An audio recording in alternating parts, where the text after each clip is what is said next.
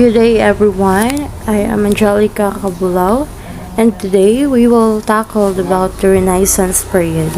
The Renaissance was a period of European culture, artistic, political, and economic rebirth. Following the Middle Ages, the Renaissance began in Italy during the 18th century with a cultural movement called Humanism. Humanism promoted the idea that man was the center of his own universe, and people should embrace the human achievements in education, classical arts, literature, and science. The Renaissance is credited with bridging the gap between the Middle Ages and modern-day civilization. So, Renaissance or the European history mainly taking place in the Italy for the 14th to 16th century, bridging the gap to the Middle Ages to modern civilization. The word Renaissance means rebirth. This case, the rebirth of classical Greek of the human arts and philosophy. Following the Middle Ages, an era ended in the time of war. Culture declined and pandemics such as Black Death.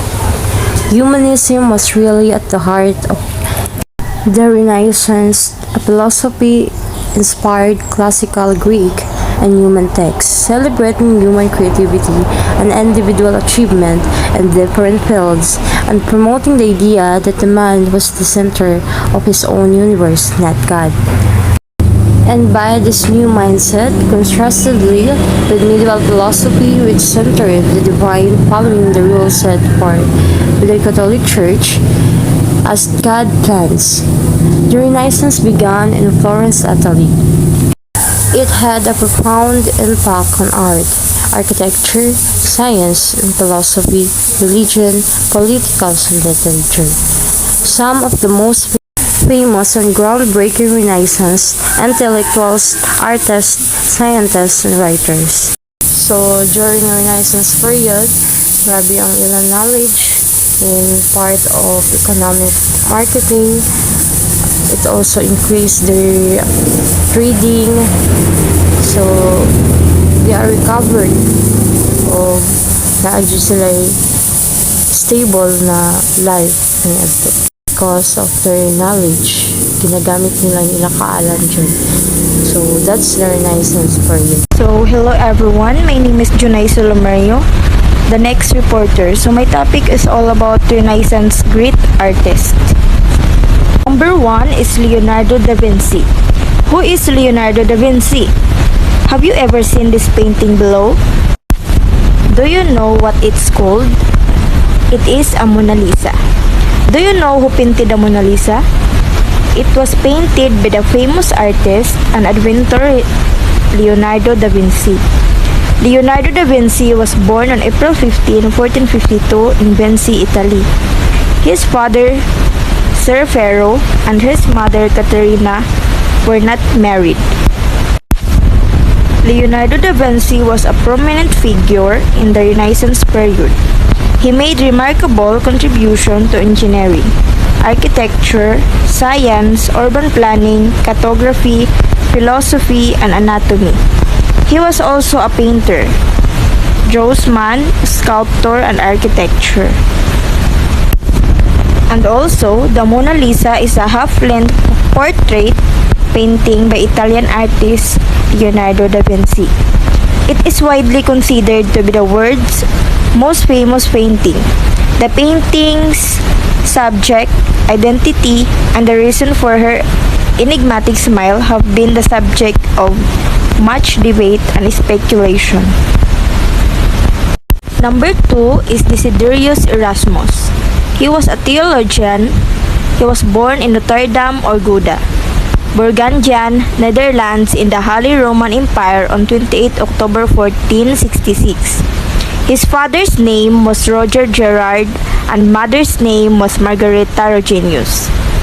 His father was a priest. His parents were not legally married, like Leonardo da Vinci. So, Erasmus was a prolific writer who made full use of the printing press. He produced editions of classical authors, educational treatises, translations, dialogues, and letters. His most famous works is The Praise of Folly, a satirical essay that criticized the corruption and hypocrisy of the church. Praise of Folly is a theological essay originally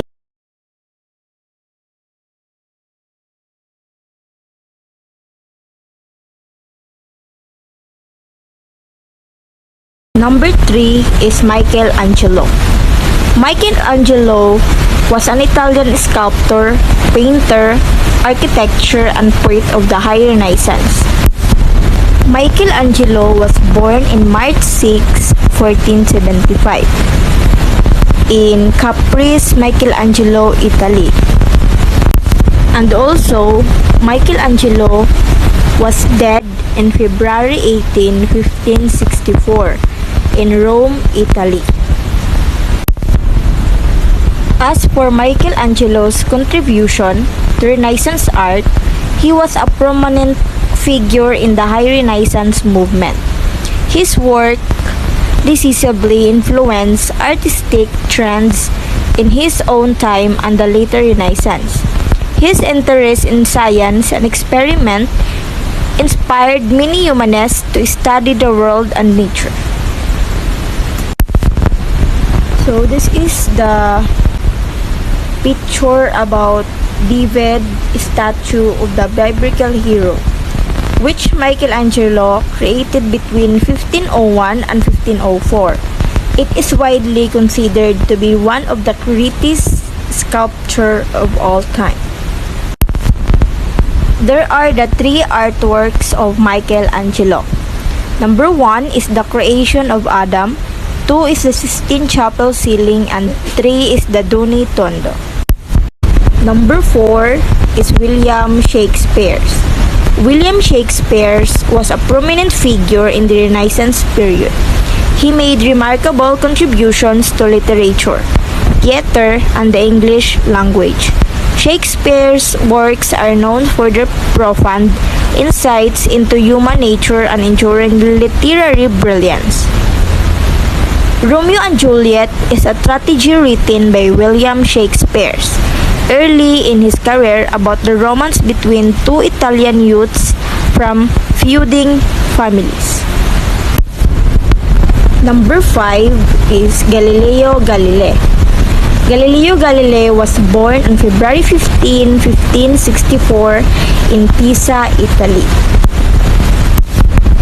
Galileo Galilei was an Italian astronomer, physicist, and mathematician who made significant contributions to the Renaissance period.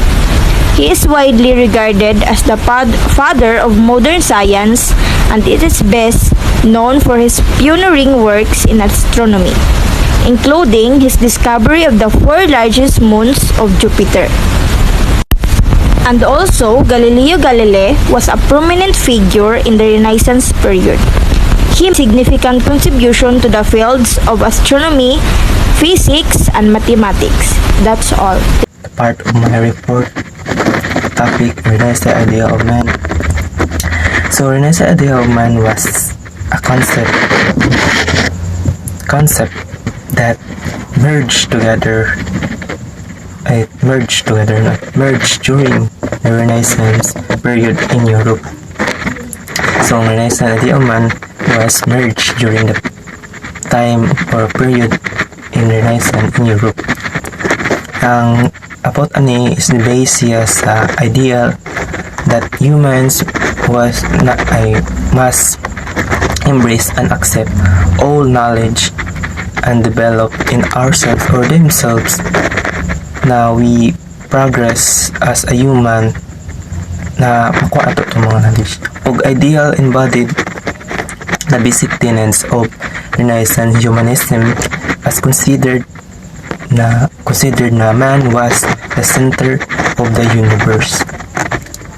So from the center pa lang sa linya pa lang na man was center of the universe, dapat we acknowledge the lack of knowledge to knowledge as a human being that living in this world or universe. Na ang human na pagka-limitless for grow as a human and capabilities of improvement as a human. And dapat kita na we need or we should na i-try to embrace all knowledge and develop in ourselves with our own capacities as fully as possible. So atong ideal of man na humans was need to embrace or acknowledge the all knowledge that we have to experience in this living in this universe. Center of universe man human daw. So may isa ka tao na si Leon Battista Albertini was Italian Renaissance humanist who lived from February 1404 to April 25, 1472. He was an polymath. Siya excellent siya sa other na field works like arts, architecture, linguistic, o cryptography. So considered po siya na founder of cryptography na nandun siya kauban po na sa kabuk si Tremendous Santos Pantones. O nagbuhat siya libro about sa book about of architecture na entitled na name na Diri Artificatoria na ayang suwat na kanin libro is the first theoretical book of architecture. Largely depend man siya na libro sa iyang predecessor na si Victor Vitienus. Basta Victor Vitienus, dito siya called idea but lahi ang po niya ni kuan develop sa critical of attitude para sa iyang predecessor. So ang inaad nila si Leon Battista Albertini was the first created the book of Dairy Artificialia.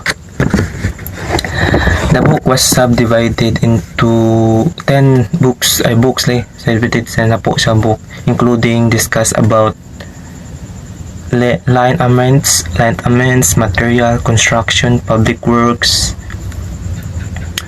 of individual alignment of the sacred buildings, private buildings, restoration buildings, and tagan pa to. Nakita sa libro na ito na libro na it's about sa architecture na sa pagbuhat sa architecture, materials, construction, how to kuan sa restoration sa buildings, about so about to siya sa architecture dyan na kuan libro nga gibuhat ni Leon Battista Albertini. So more tong part sa akong report guys. I hope na minaw kamo and the part of my report titled na Renaissance Ideal of Man. That's all. And listen up for the next part of my group mate reporting. So thank you. So I am Roy Stradulos po, and my topic is all about the 16th century. The 16th century was a period of significant change and transformation in Europe. It began with the Julian year 1501 and ended with either the Julian or the Gregorian years 1600. Depending on the calendar used, the century saw the rise of Western civilization with the Renaissance in Italy and Europe, leading to the emergence of important artists, authors, and scientists. 12. The Reformation in Central and Northern Europe gave a major blow to the authority of the papacy and the Catholic Church. And also, the 16th century was also marked by significant political and economic changes. Spain and Portugal colonized large parts of Central and South America, followed by France and England in Northern America and the Lesser Antilles won. The era of colonialism established mercantilism as the leading school of economic law, where the economic system was viewed as a zero-sum game in which any gain by one party required a loss by another one. And here's some notable events that took place during this century include some famous books. First is the beginning of the Protestant Reformation in 1517. Second is the Magellan Expedition, 1519 to 1522, which was the first circumnavigation of the Earth. And the last is the fall of Tenochtitlan and the Aztecs in 1521. And so we will tackle the beginning of the Protestant Reformation in 1517.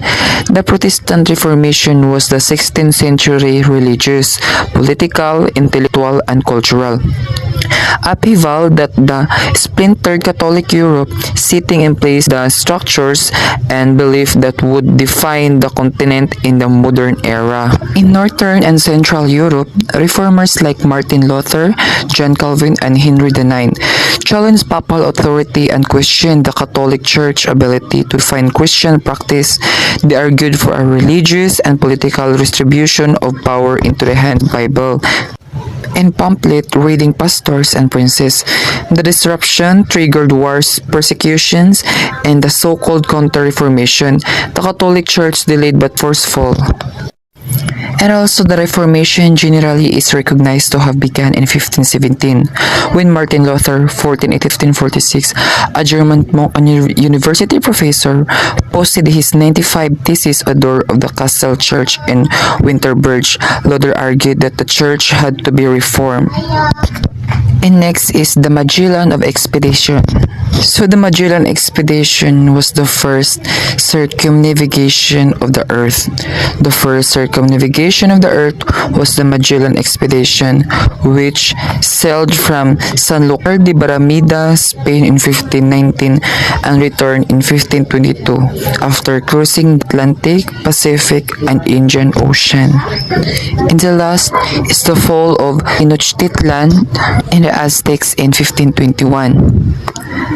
At the beginning of the 16th century, the Aztecs controlled a vast amount of territory containing 500 subjugated states. They confirmed absolute power on a Tlatoani ruler. The Tlato Montezuma II presided over the empire and its peak, but the cross-cultural expansion of his empire was also its weakness. The Aztecs demanded regular tributes of their conquered subjects, and often these tributes took the form of human sacrificial offerings. A key pillar of the Aztec religion was the belief that the gods had given their lives to create this world, so humans were bound to repay that debt in blood. Ritual human sacrifice did not always sit well with the vassal tribes. And that is my topic. Thank you. Mannerism.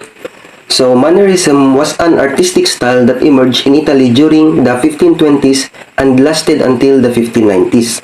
It was a reaction to the harmonious classicism and idealized naturalism of high Renaissance art as practiced by Leonardo da Vinci, Michelangelo, and Raphael in the first 2 decades of 16th century. The term Mannerism is derived from the Italian word maniera, which means style or manner.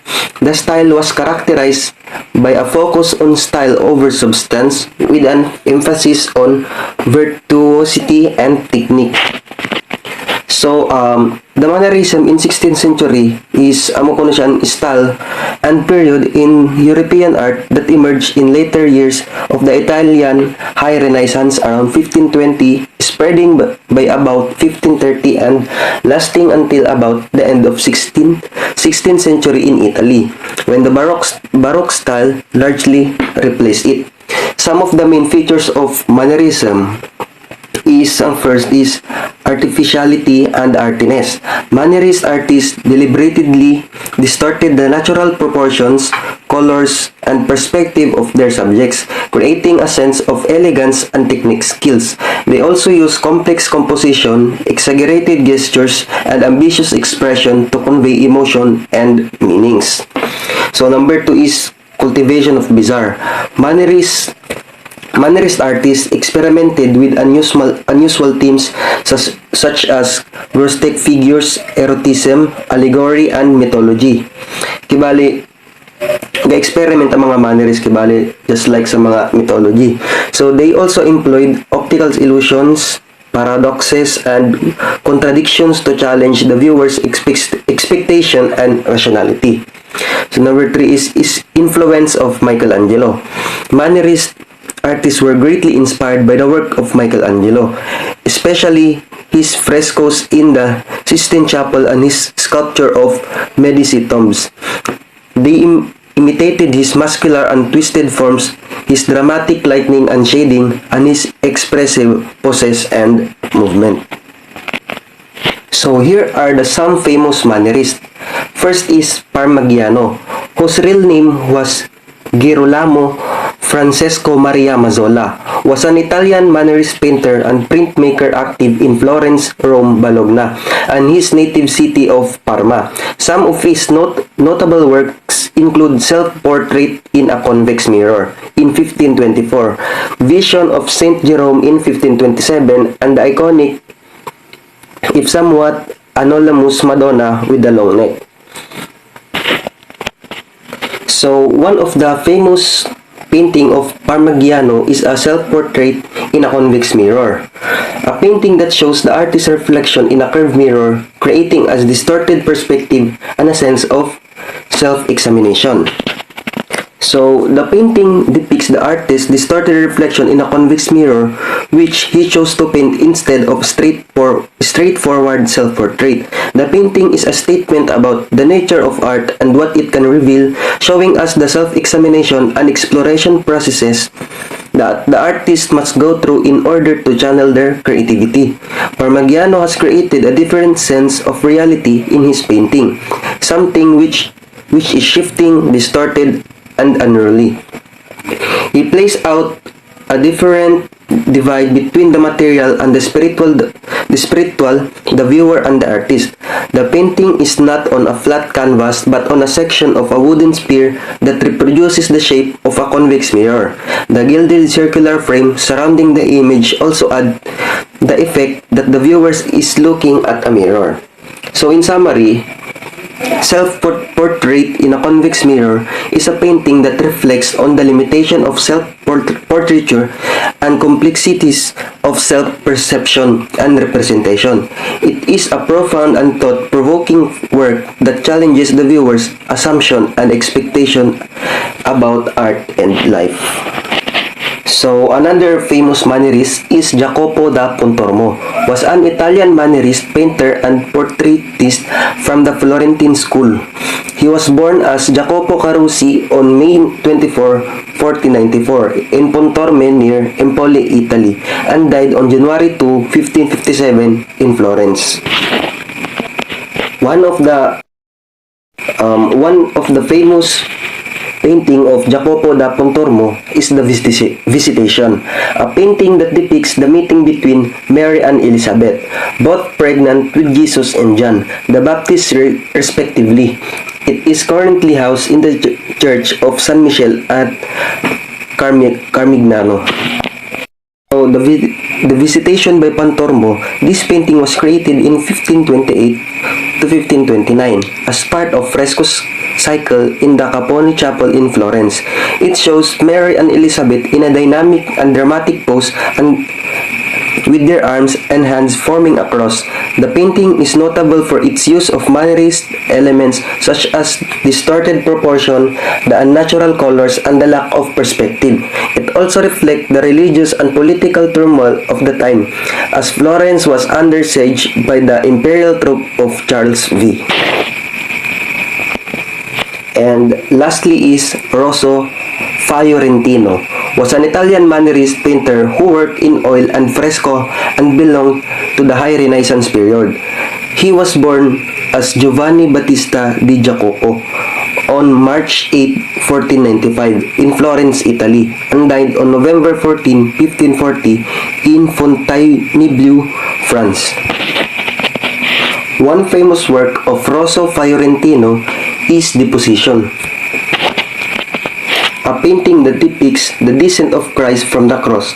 It is considered to be Rosso's masterpiece and is housed in the Pinacoteca Comunale di Volterra. So, the painting depicts the scene of Christ's body being taken down from the cross and mourned by his followers. The painting is notable for its use of Mannerist elements such as distorted proportion, the unnatural colors, the dramatic lighting, and the expressive gestures of the figures. The painting also shows the influence of Michelangelo, especially in the muscular and twisted forms of Christ and the two men holding him. The painting is considered one of the masterpieces of Rosso Fiorentino and one of the most original and innovative interpretation of the deposition theme in the history of art. That's all our report. Thank you and have a good day.